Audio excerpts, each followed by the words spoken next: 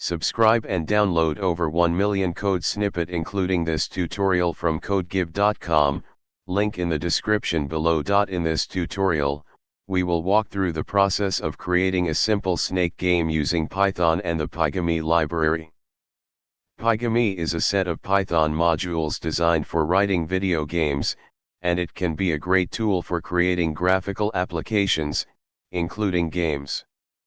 Before you begin, make sure you have Python installed on your system. Additionally, you'll need to install pygame. You can install it using the following command. Create a new Python file, for example, snake_game.py, and let's start building the game. Save the file and run it. You should see a window with the snake game.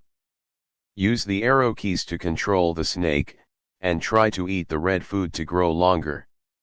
The game ends if the snake collides with the window boundaries or itself. Congratulations! You've successfully created a simple snake game using Python and pygame. Feel free to customize and enhance the game further based on your preferences. ChatGPT